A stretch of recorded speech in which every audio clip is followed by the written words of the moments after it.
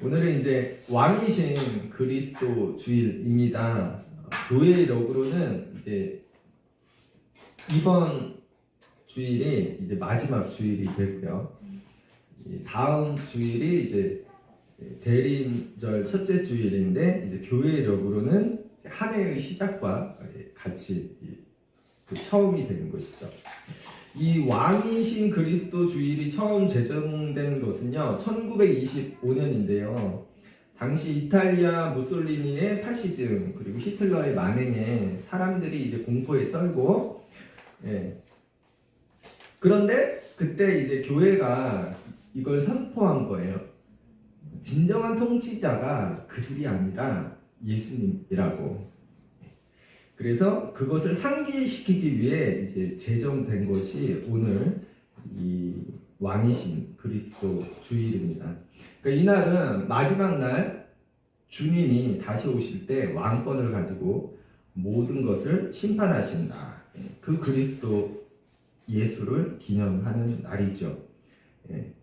그래서 세상에 왕이 많고 통치자가 많더라도 우리 믿는 사람들이 인정하고 믿는 그 왕은 오직 예수님 한 분뿐이시다.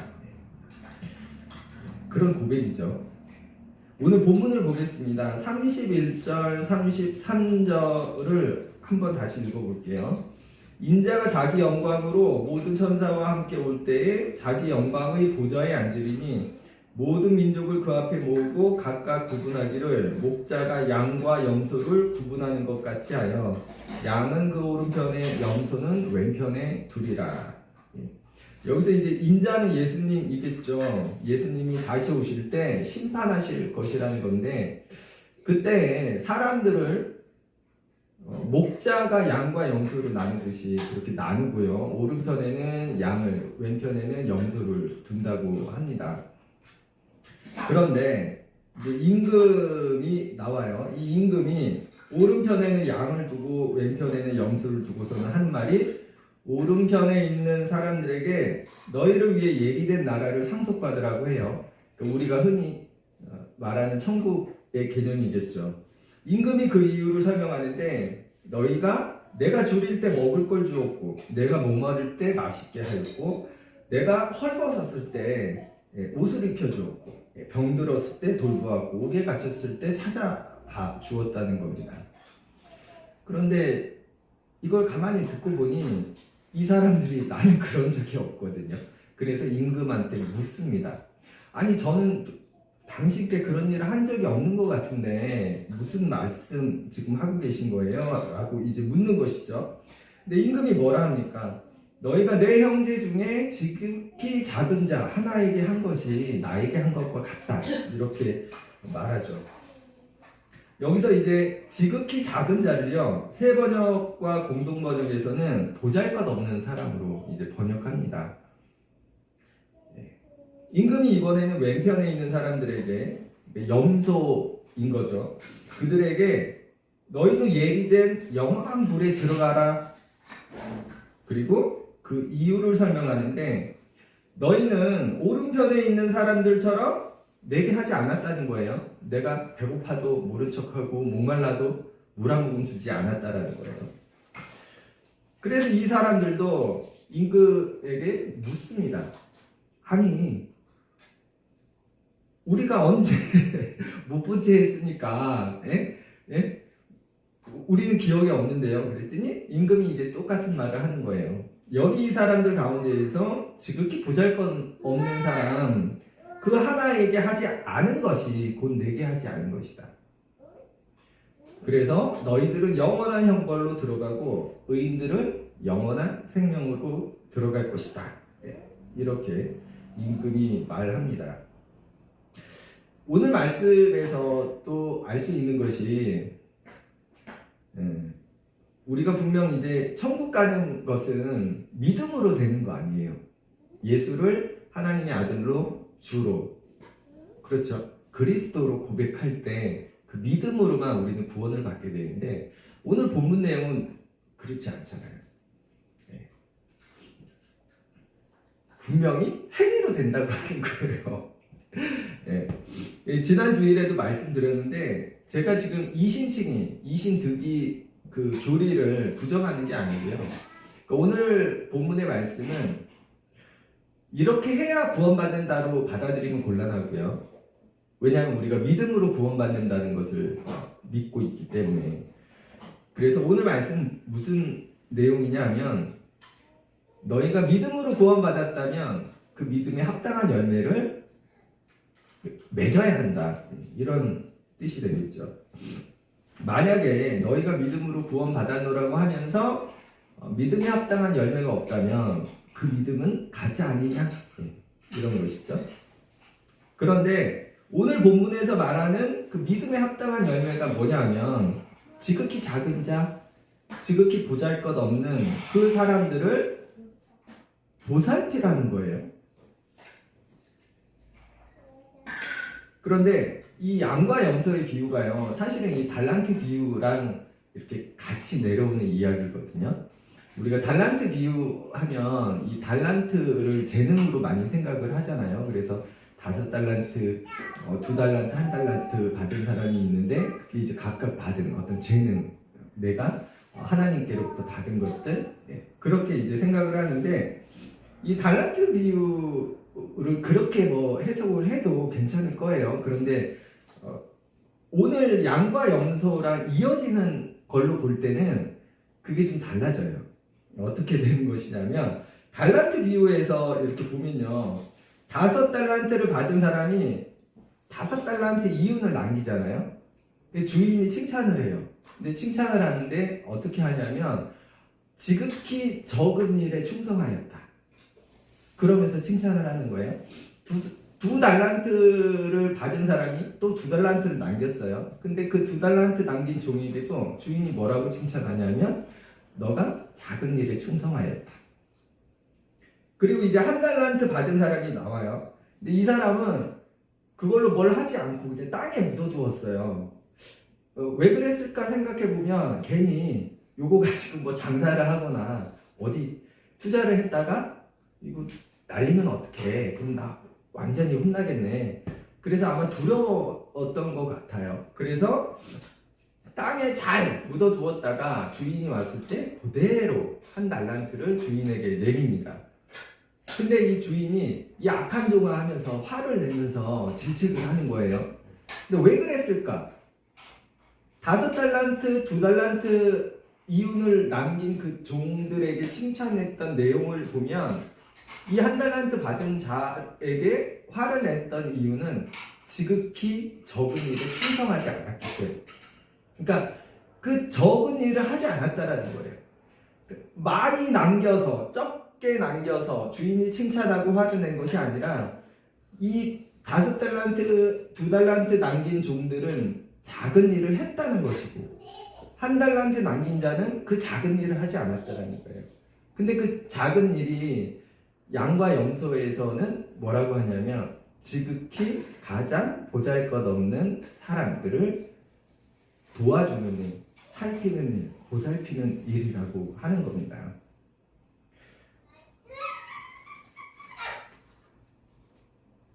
예.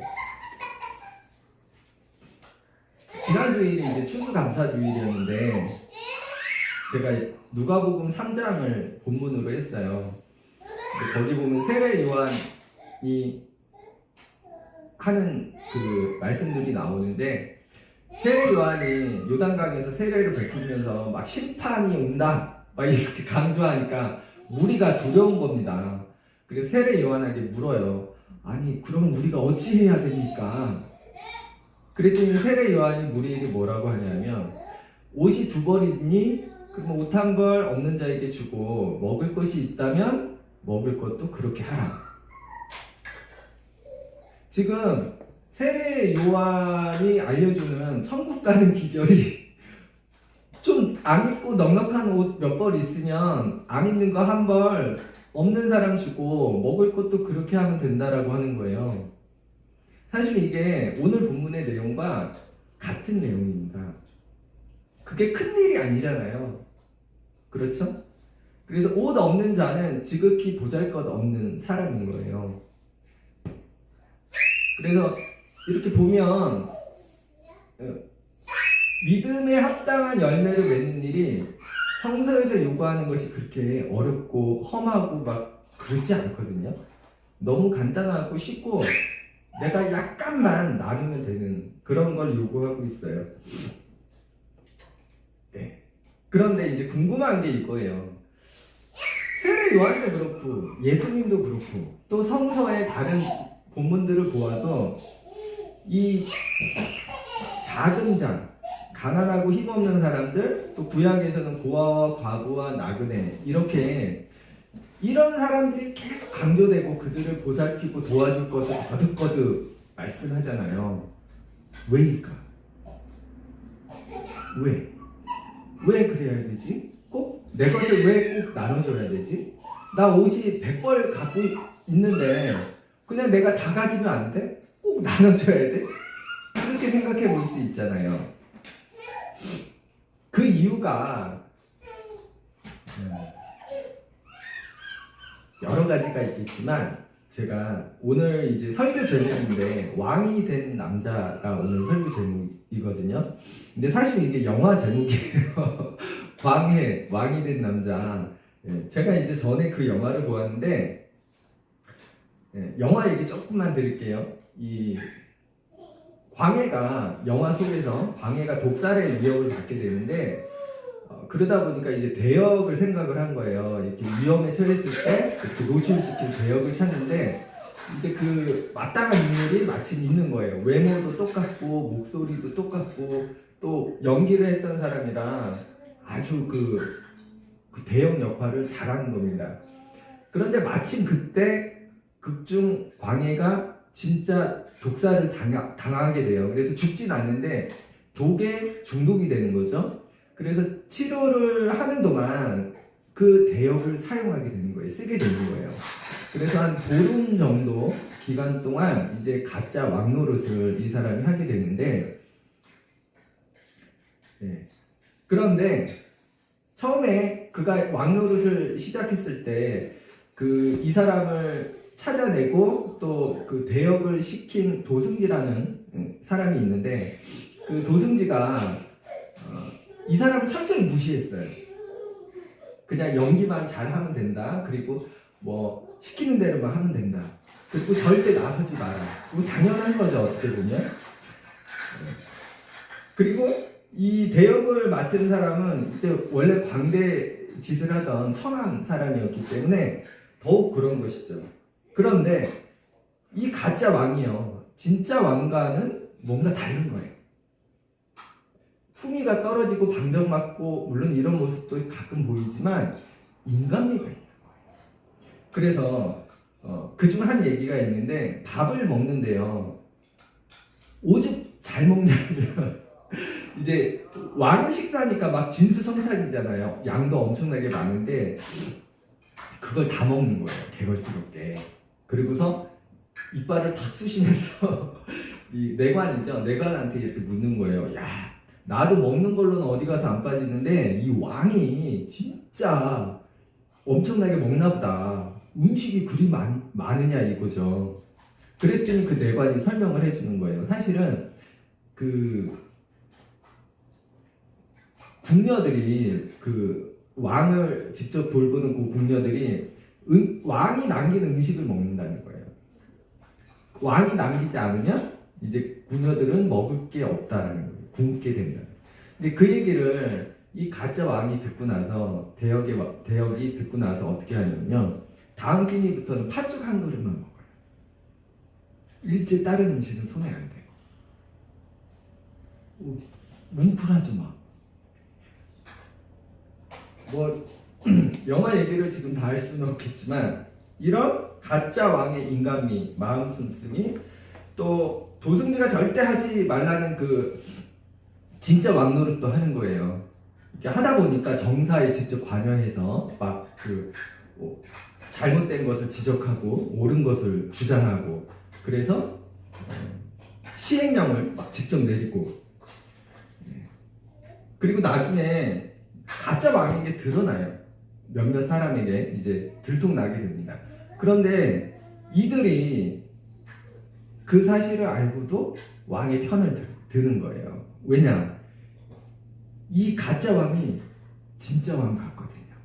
그들이 정말 바랬던 그 왕의 모습을 보여주고 있기 때문에 가난하고 힘없는 백성을 위해 정치를 하고 또 소외되고 늘 명령에 죽고 살던 사람들, 그렇게 억눌려 있던 사람들을 토닥여주고 감싸 안아주고 또 그들이 울 때 함께 울어주고, 그래서 진짜 왕 같은 그 모습에 감동한 거예요.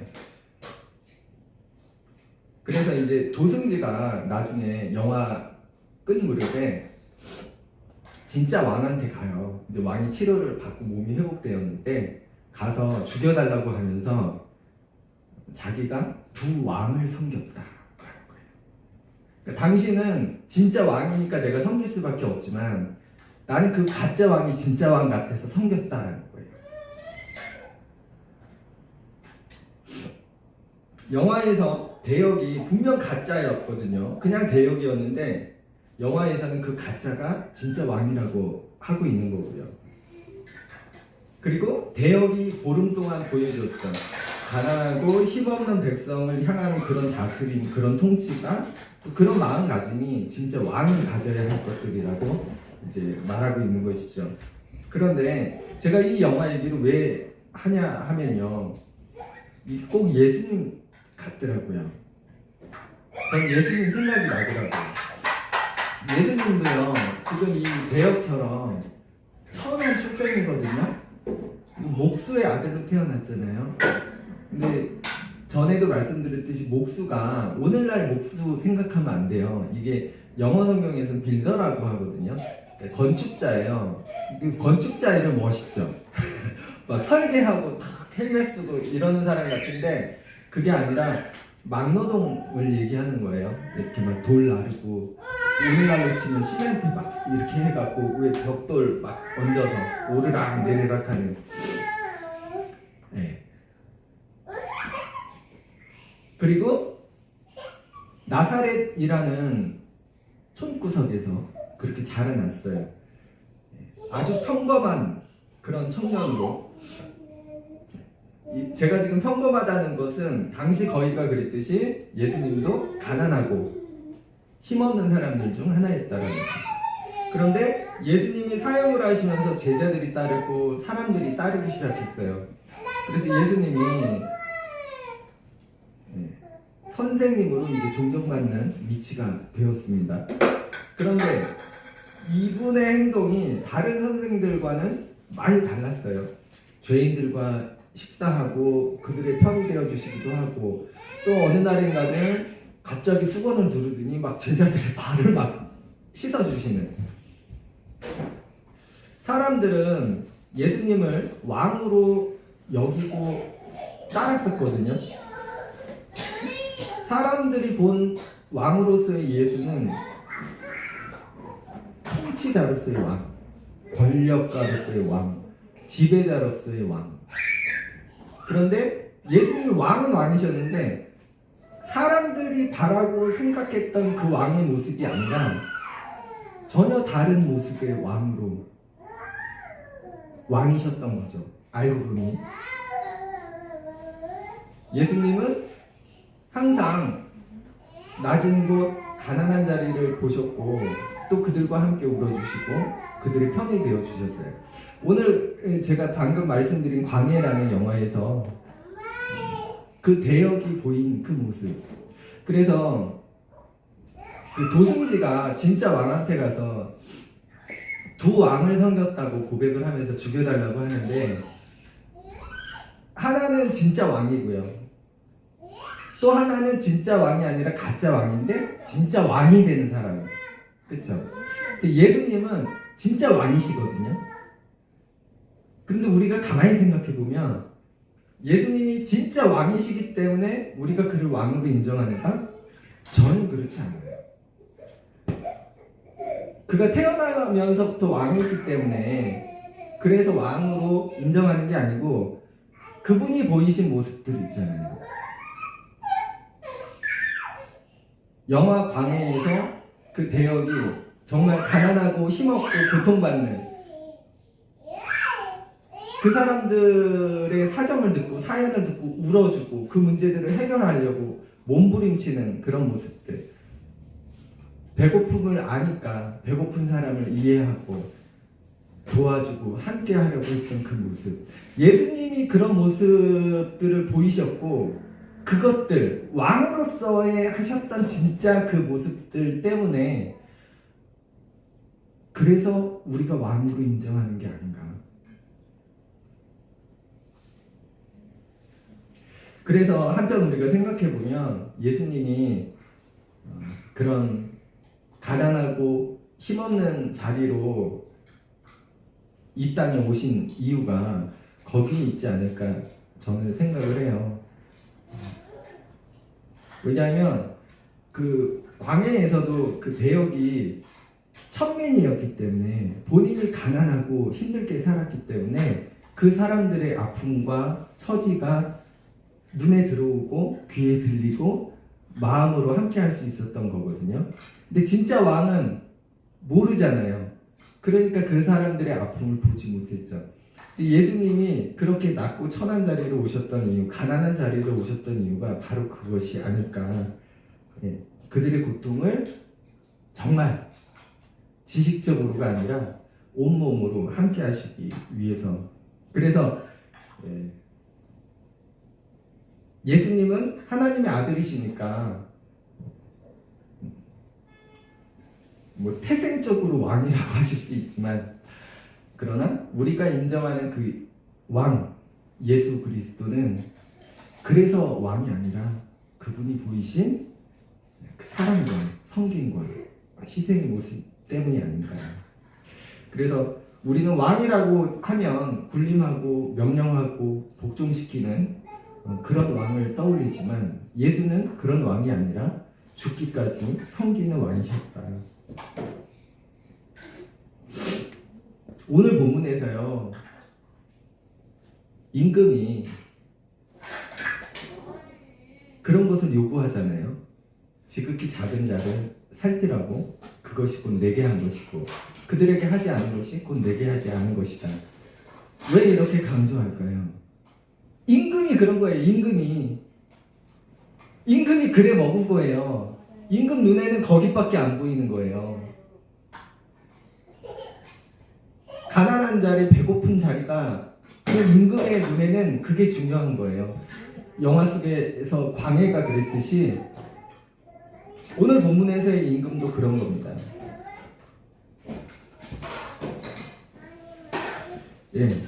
두서없이 말씀을 전했는데 우리가요 그런 왕이신 예수를 믿는다면 그럼 우리는 어떻게 살아야 될까 생각해 봅니다.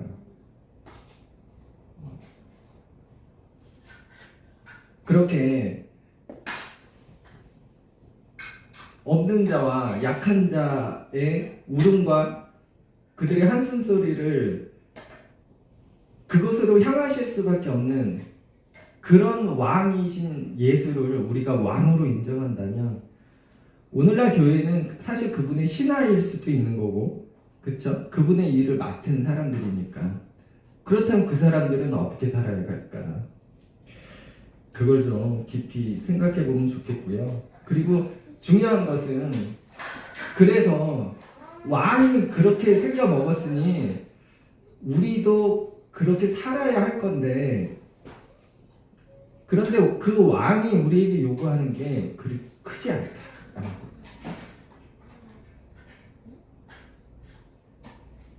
너 가진 것 다 내놔.